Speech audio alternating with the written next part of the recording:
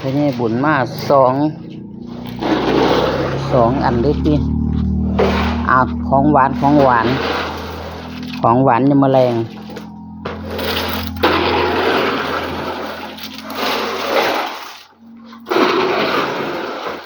ย่ำมือเล้ง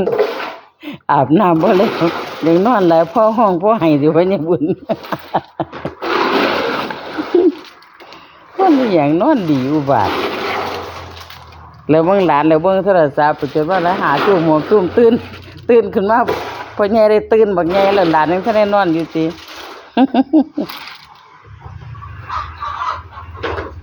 จนว่าหัวจุ่มลุกขึ้นมาให้หลานเสยเนาะ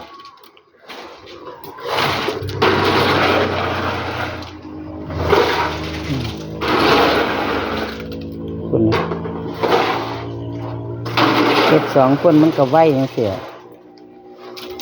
โอ้ตังค์ที่บ่ได้ดอกไฟตึงบ่ไหวเอามาจกแล้วค่อยตักเอา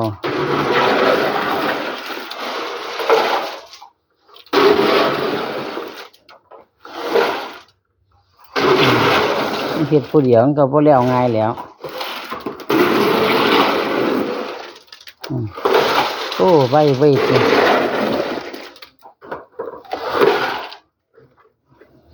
ผู้ตักก็ทัน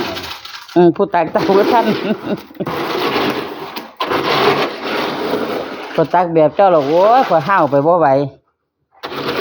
เอาบักจกมาตักเอา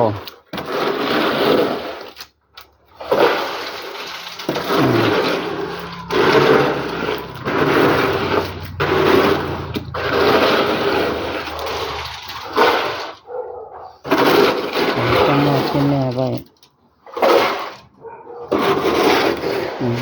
ตูน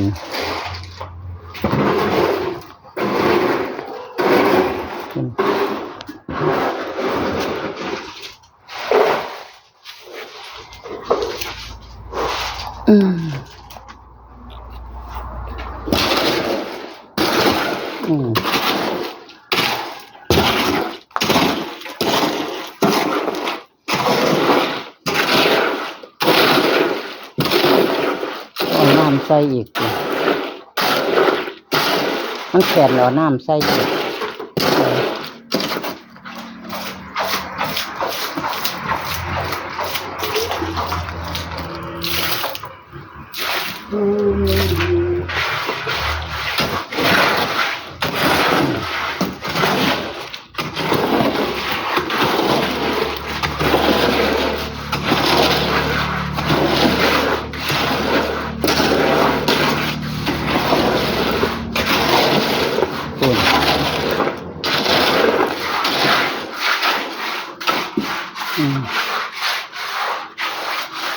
เอา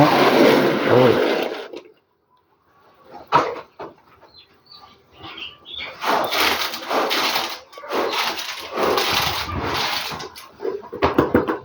เทหนาเลยตัวนี้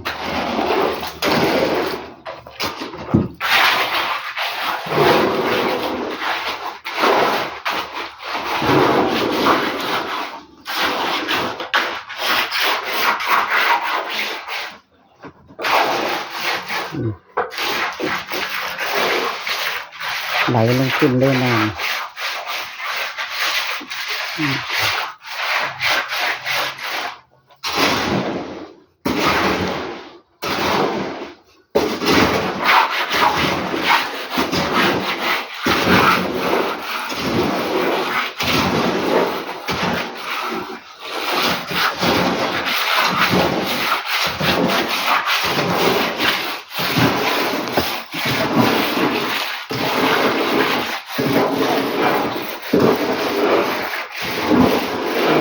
ตัว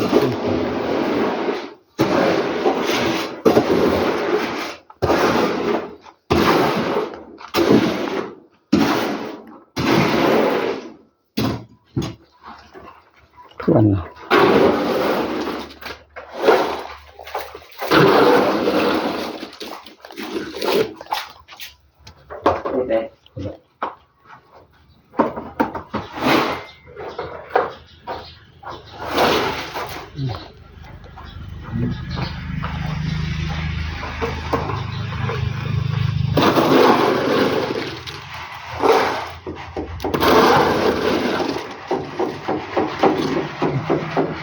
อ้สองกระบะ